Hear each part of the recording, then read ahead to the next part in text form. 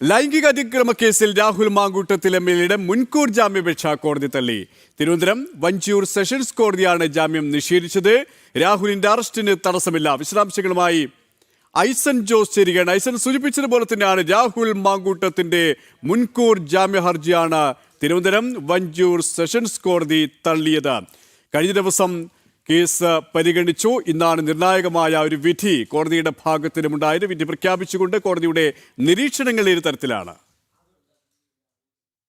സുരേഷ്, തീർച്ചയായും വിധി പ്രഖ്യാപിച്ചുകൊണ്ടുള്ള അല്ലെങ്കിൽ ഒറ്റവാക്കിലാണ് മുൻകൂർ ജാമ്യാപേക്ഷ നിരസിക്കുന്നു എന്ന ഒറ്റവാക്കാണ് കോടതി പറഞ്ഞത് എന്നാണ് നമുക്ക് മനസ്സിലാക്കാൻ സാധിച്ചത്. അതായത് ഒറ്റവാക്കിൽ തന്നെ വിധി പ്രസ്താവം നടത്തി കോടതി മറ്റു നടപടികളിലേക്ക് നീങ്ങുകയായിരുന്നു. അതിൽ വിശദാംശങ്ങൾ നമുക്ക് മനസ്സിലാക്കാൻ സാധിക്കുന്നത് ഏറ്റവും പ്രാധാന്യത്തോടെ അതിൻ്റെ മറ്റു ഘടകങ്ങൾ വിശദീകരിച്ച കൂട്ടത്തിൽ അദ്ദേഹം ജഡ്ജി തന്നെ അല്ലെങ്കിൽ കോടതി തന്നെ വ്യക്തമാക്കിയത്, കൃത്യമായി പറഞ്ഞത് ഈ ബലാത്സംഗ കുറ്റം നിലനിൽക്കും പ്രഥമ ദൃഷ്ടിയാൽ എന്നാണ്. കുറ്റാരോപണം പ്രഥമ ദൃഷ്ടിയാൽ നിലനിൽക്കുമെന്നാണ്.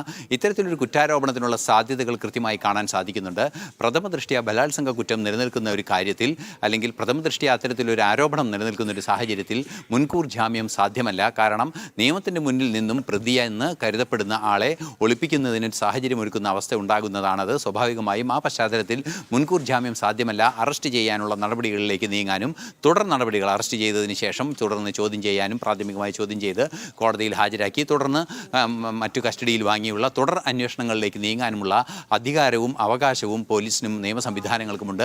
അത് തടയാനാവില്ല എന്ന പ്രാഥമിക നിരീക്ഷണത്തിന്റെ ഭാഗം തന്നെയാണ് ഇത്തരത്തിൽ ഈ ബലാത്സംഗ കുറ്റം. ഇവിടെ നമുക്കറിയാം, പൊതുസമൂഹം ഒന്നാകെ ആഗ്രഹിച്ച ഒരു വിധിയാണ് കോടതിയുടെ ഭാഗത്തിനുണ്ടായത്. അവസാന നിമിഷം വരെയും രാഹുൽ മാങ്കൂട്ടത്തിൽ ഈ ജാമ്യത്തിനായി കിണഞ്ഞ് പരിശ്രമിക്കുകയായിരുന്നു. അത്തരത്തിലുള്ള രേഖകളടക്കമാണ് കോടതിക്ക് മുന്നിൽ ഹാജരാക്കിയത്. പക്ഷേ അതൊക്കെ കളവാണ്, കെട്ടിച്ചമച്ചതാണ് എന്ന രീതിയിലുള്ള തെളിവുകൾ കൃത്യമായ രീതിയിൽ ബോധിപ്പിക്കാൻ കോടതി സമക്ഷം ഹാജരാക്കാൻ അന്വേഷണ സംഘത്തിന് സാധിച്ചു, SITക്ക് സാധിച്ചു. കാരണം മറ്റൊരൊക്കെയും കെട്ടിച്ചമച്ചതാണ്.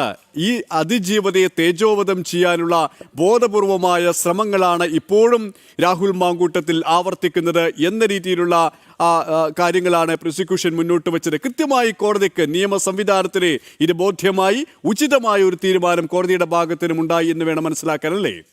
തീർച്ചയായും ഉചിതമായൊരു തീരുമാനം കോടതിക്ക് എടുക്കാൻ പ്രേരകമായത് പ്രോസിക്യൂഷൻ്റെ കൃത്യമായ നിലപാടുകൾ തന്നെയാണ്. പ്രോസിക്യൂഷൻ വളരെ കൃത്യമായി പറഞ്ഞിരിക്കുന്നു, ഈ ബലാത്സംഗ കുറ്റം നിലനിൽക്കും. അതുപോലെ തന്നെ ഈ ഗർഭഛിദ്രം നടത്തിയതിന് തെളിവുകളുണ്ട്. അതുപോലെ തന്നെ മറ്റു വിഷയങ്ങളുണ്ട്. ആ വിഷയങ്ങളെല്ലാം തന്നെ ഇനിയും പരാമർശിക്കപ്പെടേണ്ടതുണ്ട്. ഈ ഇരയായ വ്യക്തിയുടെ വനിതയുടെ നഗ്നദൃശ്യങ്ങൾ പകർത്തിയെന്നത് ഉൾപ്പെടെയുള്ള കഠിനമായ ആരോപണങ്ങൾ ഇയാൾക്കെതിരെയുണ്ട്. അത് അത്തരത്തിലുള്ള ദൃശ്യങ്ങൾ പകർത്തി അവ പ്രചരിപ്പിക്കുമെന്നോ അല്ലെങ്കിൽ അത്തരം ദൃശ്യങ്ങളെല്ലാം കാട്ടി ഭീഷണിപ്പെടുത്തുന്ന ഒരു സാഹചര്യമുണ്ടായിരുന്നു. അത്തരത്തിൽ ഗുരുതരമായ ഒരു കുറ്റകൃത്യം തന്നെയാണ് ഇയാളുടെ ഭാഗത്തു നിന്നുണ്ടായിരിക്കുന്നത് എന്നാണ് ആരോപണം ഉണ്ടാകുന്നത്. ഇര തന്നെ അത് ഏറ്റുപറയുകയും അത് സ്വാഭാവികമായും നേരത്തെ നമ്മൾ സൂചിപ്പിച്ചതുപോലെ ഇര തന്നെ ബന്ധപ്പെട്ട വകുപ്പുകൾ പ്രകാരം, അതായത് ഈ രഹസ്യമൊഴി നൽകുന്ന വകുപ്പുകൾ പ്രകാരം കോടതിയിലെത്തി കൃത്യമായി രഹസ്യമൊഴിയും നൽകിയിരിക്കുന്നു. ആ മൊഴി കോടതിയുടെ മുന്നിൽ മൊഴി നൽകിയിരിക്കുന്നു. ഇത്തരത്തിലുള്ള തെറ്റ്, ഇത്തരത്തിലുള്ള ഗുരുതരമായ കുറ്റകൃത്യം നടത്തിയിരിക്കുന്നു, താനതിനെ ഇരയാക്കപ്പെട്ടിരിക്കുന്നു എന്ന് കോടതിയിൽ തന്നെ കൃത്യമായി പറയുന്നൊരു സാഹചര്യം ഈ അതിജീവിത ഇവിടെ ഈ ഐസൻ സൂചിപ്പിച്ചതുപോലെ തന്നെ പ്രഥമ ദൃഷ്ട്യാ ബലാത്സംഗത്തിന് തെളിവുണ്ട് എന്ന് തന്നെയാണ് കോടതി കണ്ടെത്തിയിരിക്കുന്നത്. ഇനി ഹൈക്കോടതിക്ക് മേൽക്കോടതിയെ സമീപിക്കാനുള്ള ഒരു നീക്കമാണ് രാഹുൽ മാങ്കൂട്ടത്തിൽ നടത്തുന്നത്. അഭിഭാഷകർ തന്നെ അക്കാര്യം വ്യക്തമാക്കിയതുമാണ്. ഇവിടെ എത്രത്തോളം സാധ്യതയുണ്ട് ഇനിയുള്ള നിയമ നടപടിക്ക് രാഹുൽ മാങ്കൂട്ടത്തിനെ സംബന്ധിച്ചിടത്തോളം?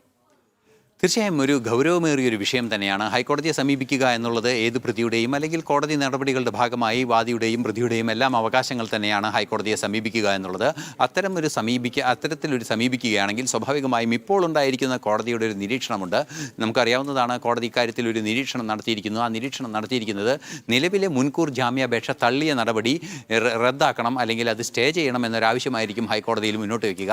പക്ഷേ അക്കാര്യത്തിൽ ഹൈക്കോടതിയുടെ ഭാഗത്തു നിന്ന് കാര്യമായൊരു ഇടപെടൽ ഉണ്ടാകുക നിലവിലെ സൂചനകൾ അനുസരിച്ച് സാധ്യമല്ല. ഇപ്പോൾ ഈ കോടതിയിൽ പ്രോസിക്യൂഷൻ നൽകിയിരിക്കുന്ന തെളിവുകളും ഇര തന്നെ ഏറ്റുപറഞ്ഞിരിക്കുന്ന ഒരു സാഹചര്യം, ഇര തന്നെ നൽകിയിരിക്കുന്ന മൊഴിയുടെയും അടിസ്ഥാനത്തിൽ വിശദമായി പരിശോധിച്ചാൽ നമുക്ക് മനസ്സിലാക്കാൻ സാധിക്കുന്നതാണ്. ഈ കോടതിയിൽ നൽകിയിരിക്കുന്ന മൊഴിയുടെ അടിസ്ഥാനത്തിൽ പരിശോധിക്കുകയും അതുപോലെ തന്നെ മറ്റ് തെളിവുകൾ പരിശോധിക്കുകയും ചെയ്തതിൻ്റെ അടിസ്ഥാനത്തിലാണ് ഇത്തരത്തിലൊരു ജാമ്യം നിഷേധിക്കുന്ന അല്ലെങ്കിൽ മുൻകൂർ ജാമ്യം നിഷേധിക്കുന്ന ഒരു നീക്കം രാഹുലിൻ്റെ പരാതിയിൽ ഉണ്ടായിരിക്കുന്നത്. സ്വാഭാവികമായും ഇത് ഹൈക്കോടതിയിലും പ്രതികൂലമായൊരു സാഹചര്യം തന്നെയാണ് ഉണ്ടാവുക എന്നാണ് മനസ്സിലാക്കാൻ സാധിക്കുന്നത്. സാധിക്കുന്നത് രാഹുൽ മാങ്കൂട്ടത്തലിനെ സംബന്ധിച്ചിടത്തോളം അക്കാര്യത്തിൽ നമുക്കറിയാവുന്നതാണ്, ഒരു സ്ത്രീക്കെതിരായ കുറ്റകൃത്യം വലിയ തോതിൽ, അതല്ലെങ്കിൽ ഇത്തരത്തിലൊരു ഉന്നത പദവിയിലിരിക്കുന്ന ഒരാൾ, MLA പോലെ ജനങ്ങൾക്കിടയിൽ പ്രവർത്തിക്കുന്ന ഒരാൾ ഇത്തരത്തിലൊരു കുറ്റകൃത്യം ചെയ്തിരിക്കുന്നു, അല്ലെങ്കിൽ അത്തരത്തിലൊരു ആരോപണം നിലനിൽക്കുമ്പോൾ തീർച്ചയായും അവരെ രക്ഷിക്കാനുള്ള, അല്ലെങ്കിൽ അവർ രക്ഷപ്പെടാനുള്ള ഒരു സാധ്യത അടയ്ക്കുക എന്നത് ഹൈക്കോടതിയുടെ കൂടി ഉത്തരവാദിത്തമാണ്. കുറെ കൂടി ക്രിയാത്മകമായ ഒരു നിലപാടായിരിക്കും ഹൈക്കോടതിയുടെ ഭാഗത്ത് നിന്ന് ഇക്കാര്യത്തിൽ ഉണ്ടാവുക എന്നാണ് മനസ്സിലാക്കാൻ സാധിക്കുന്നത്. ഒരുപക്ഷേ ഹൈക്കോടതിയിൽ കേസ് എത്തുന്നതിന് മുൻപ് ഇയാളെ പോലീസ് അറസ്റ്റ് ചെയ്യാനുള്ള സാധ്യതയും തള്ളിക്കളയാനാവില്ല, അല്ലെങ്കിൽ ഇയാൾ കീഴടങ്ങാനുള്ള സാധ്യതയുമുണ്ട്. കീഴടങ്ങുന്നത് വൈകിപ്പിക്കാൻ വേണ്ടിയുള്ള ചില നീക്കങ്ങളുടെ ഭാഗം മാത്രമായിരിക്കും ഈ ഹൈക്കോടതിയിൽ നൽകുന്ന ഹർജി എന്നാണ് നമുക്ക് പ്രാഥമികമായി മനസ്സിലാക്കാൻ സാധിക്കുന്നത്. തീർച്ചയായും പ്രഥമ ദൃഷ്ട്യാ ബലാത്സംഗ കുറ്റവും അതുപോലെ തന്നെ ഗർഭഛിദ്രത്തിന് നിർബന്ധിച്ചു എന്ന കുറ്റവും മറ്റു ഹീനമായ കുറ്റകൃത്യങ്ങളും ആരോപിക്കപ്പെടുന്നുണ്ട്. അത് പ്രഥമ ദൃഷ്ട്യാ അത് ബോധ്യപ്പെടുന്ന ഒരു സാഹചര്യമുണ്ടെന്ന് കോടതി തന്നെ പറയുമ്പോൾ തീർച്ചയായും മറ്റൊരു രീതിയിൽ ഇയാൾക്ക് ജാമ്യം ലഭിക്കുക സാധ്യമാണെന്ന് നിലവിലെ സാഹചര്യത്തിൽ കരുതുക വയ്യ. എങ്കിലും അത് ഒരു അവകാശമാണ്. തീർച്ചയായും ഹൈക്കോടതിയിൽ പരാതിയുമായി അല്ലെങ്കിൽ അപ്പീലുമായി എത്തുമെന്ന കാര്യത്തിലും തർക്കമില്ല. സുരേഷ്, ലൈംഗിക അതിക്രമ കേസിൽ രാഹുൽ മാങ്കൂട്ടത്തിൽ MLA മുൻകൂർ ജാമ്യാപേക്ഷയാണ് കോടതി തള്ളിയിരിക്കുന്നത്. തിരുവനന്തപുരം 1 സെഷൻസ് കോടതിയാണ് ജാമ്യം നിഷേധിച്ചത്. ഐസൻ ജോസാണ് വിശദാംശങ്ങൾ നൽകിയത്.